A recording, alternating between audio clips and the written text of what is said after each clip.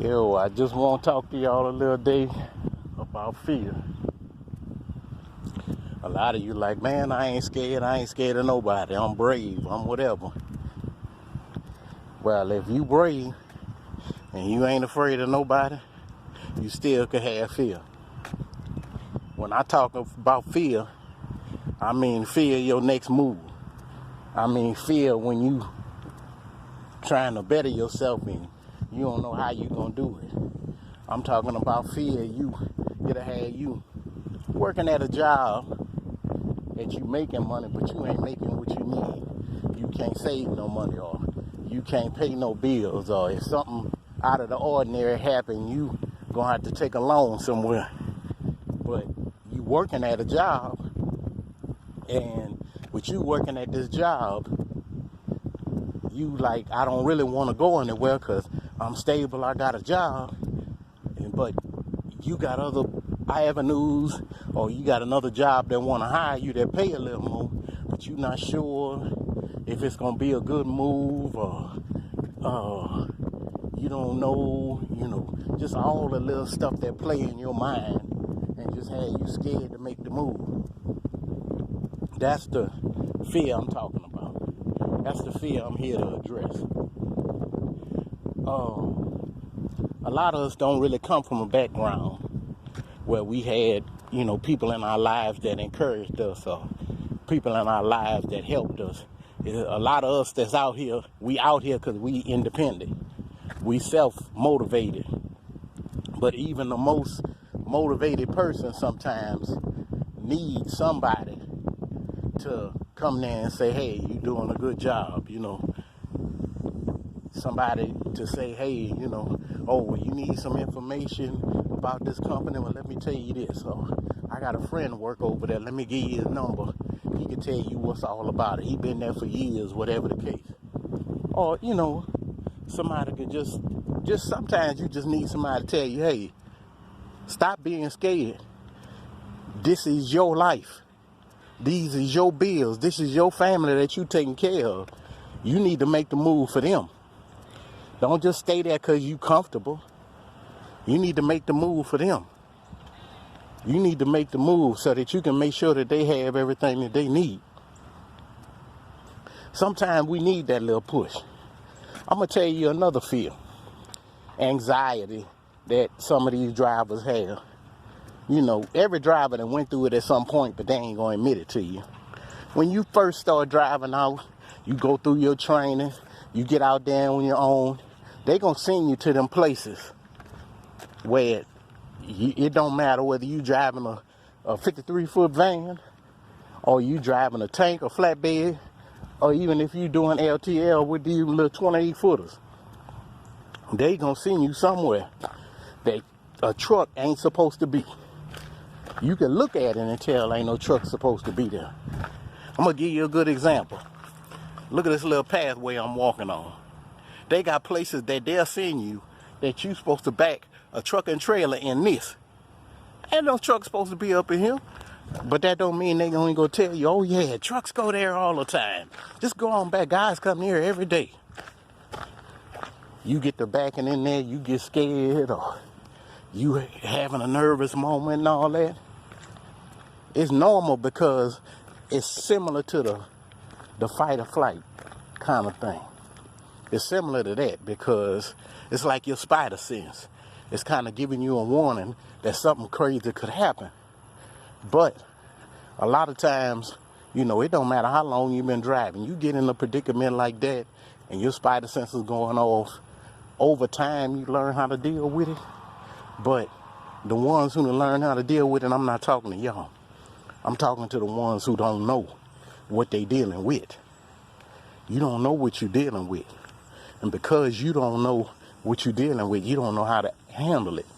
And with you not knowing how to handle it, you'll tear your door off the trailer, or tear something up on the dock, or bust a tire, bend a rim, and all that.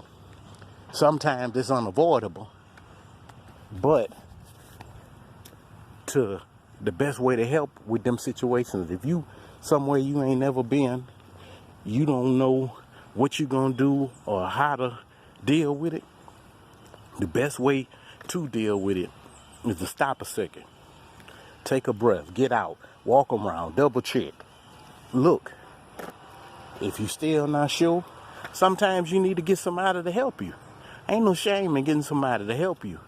But just, make sure, take your time. Don't be in a rush. I don't care about all them, we got, if you've been out here, you know how people treat Swift and some of these larger carriers. Oh, you get out of my way.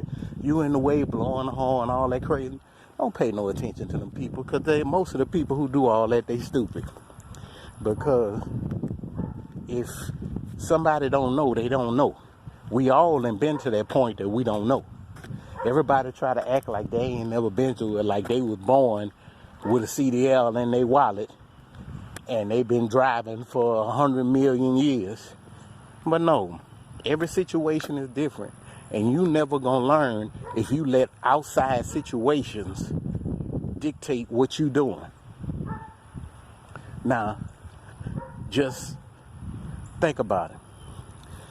You driving your truck, you get to the place that's all tight and it's all wacky. You get out and you look to the side and you see a little pole sticking out. So you say, what do you say to yourself? Okay, I got to watch out for that pole. I can't get too far that far. Well, when you get to backing in, you backing in slow. Some guy in a Peterbilt pulls up, he blowing and laying on the horn. If you got your CB on, he on the CB, calling you all kind of MFers and stupid and all that, and get your ass out his way and all that. You know what you do? Cut the CB off, and you go however slow you need to go. If he can't wait, too bad.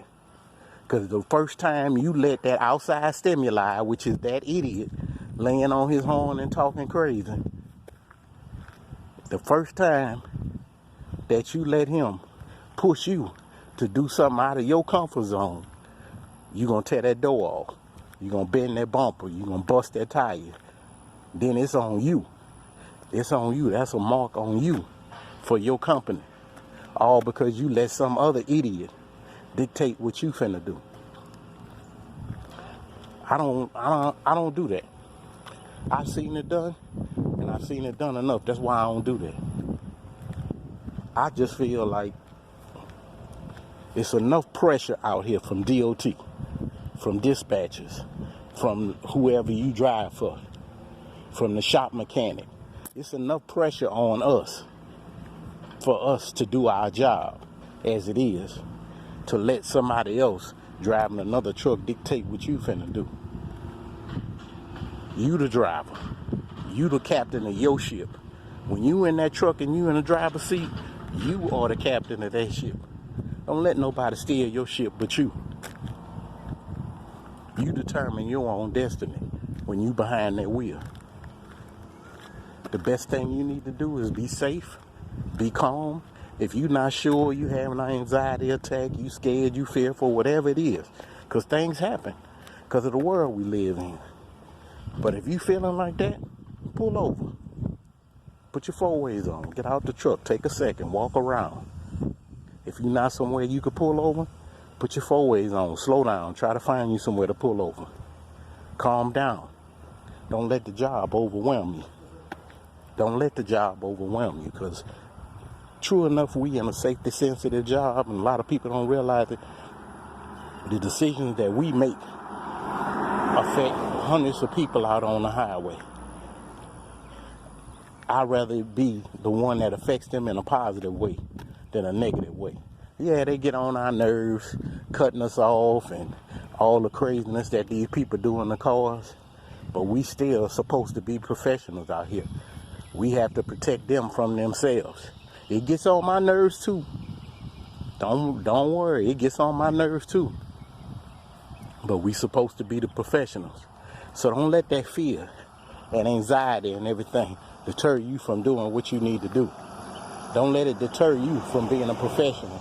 Don't let it deter you from making the money you need. There's so many job options, so many opportunities out here in trucking. Don't ever let it have you behind because you were scared to move, because you were scared to do what you knew you needed to do. My best advice, research it, talk to a few drivers, call the companies, and you figure out what you want to do. Make your move. I got a trap girl. Trap girl. I ain't tell you I'ma talk about me, then I'ma talk about my trap girl.